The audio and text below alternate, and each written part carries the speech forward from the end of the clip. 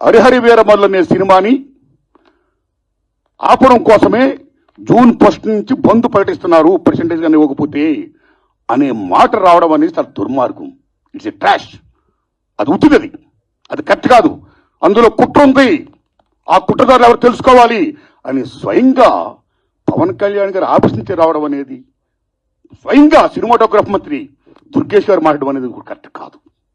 ఎందుకంటే మిత్రులారా, producer council కానీ, ఫిల్మ్ ఛాంబర్ కానీ, అది సినిమా పరిశ్రమ పాలనా సంస్థలు, ఆ 2 సంస్థలు కూడా బంద్ ప్రకటిస్తామని ఇప్పుడు చెప్పాలా. డిసిషన్స్ ఆర్ గోయింగ్ ఆన్ అని చెప్పారు. దట్ ఇంకో విషయం చెప్తున్నా మీకు, బంద్ అనేది ప్రజాస్వామ్యంలో ఒక బ్రహ్మాస్త్రం. ఎవరైనా బంద్ ప్రకటించే ముందు సినిమా ఇండస్ట్రీలో అకార్డింగ్ టు నామ్స్ 3 వారాల ముందుగా తెలియపరచాలి. ఇదిగో పలానా ఇష్యూ మీద మేము ఫైట్ చేస్తున్నాం, అది ఇంకా కొలిక్కి రాలేదు కాబట్టి మేము బంద్ ప్రకటించబోతున్నాం అనే విషయాన్ని నిర్మాతలకు 3 వారాల ముందు తెలియపరచాలి. This is norms, it's a preamble. 3 వారాల ముందు తెలియపరిస్తే రిలీజ్ డేట్ ఎవరు తెచ్చుకున్నారో, మేము రిలీజ్ డేట్ ఇచ్చుకున్నామండి, ఇంకో 2 వారాలు మేము రిలీజ్ చేస్తున్నామండి అని ప్రిపేర్ అయిన నిర్మాతలను ఇబ్బంది పెట్టకుండా ఉండడం కోసమే 3 వారాల ముందు తెలియపరచాలి according to norms. So June 1 bandh ప్రకటిస్తే, ఒకవేళ జూన్ 12 అంటే 2 వారాలు కూడా కాదు కదా, ఏ రకంగా మీకు హరిహర వీరమల్లుకి అది వర్తింపు చేస్తుందండి? అది కరెక్ట్ కాదు. పవన్ కళ్యాణ్ గారి మీద ఎవరైనా కుట్ర పంటారు.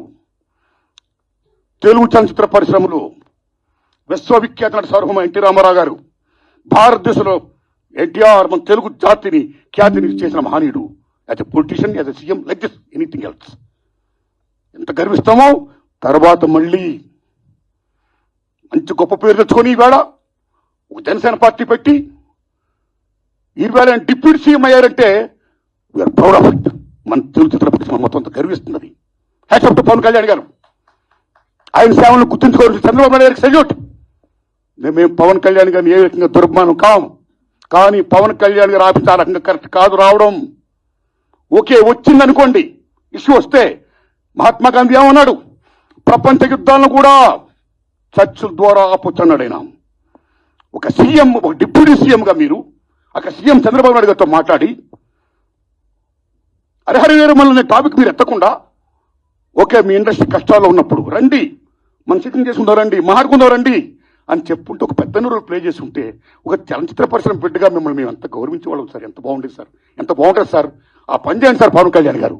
ఎందుకంటే పర్సెంటేజ్ సిస్టమ్ వల్ల ఇండస్ట్రీ ఇవాళ చాలా మేలు జరుగుతుందండి. పర్సెంటేజ్ సిస్టమ్ లేకపోవడం వల్ల ఇండస్ట్రీ సగటు నిర్మాత మొత్తం కొలాప్స్ అయిపోతున్నారండి ఇవాళ. మీరు నమ్మండి సార్.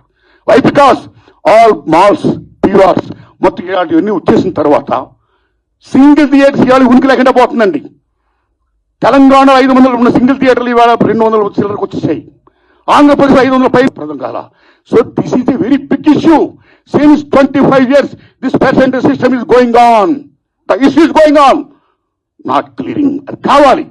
అలాంటిది ఇవాళ పర్సెంటేజ్ సిస్టమ్ కొలుక్కొచ్చే దశలో హరిహర వీరమల్లుకి దీనికి ఒక లింకప్ పెట్టి ఏం సంబంధం అండి? ఏమీ సంబంధం లేదు.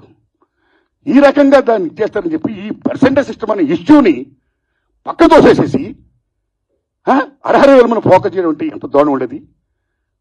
అది కరెక్ట్ కాదండి. అందుకని నేను మనస్ఫూర్తిగా ఇది ఫీల్ అయ్యే నేను చెప్పడం కోసమే నేను విజ్ఞప్తి చెప్తూ పవన్ కళ్యాణ్ గారిని విజ్ఞప్తి చేస్తున్నా, నేను చంద్రబాబు నాయుడు గారిని విజ్ఞప్తి చేస్తున్నా, దుర్గేష్ గారిని విజ్ఞప్తి చేస్తున్నా.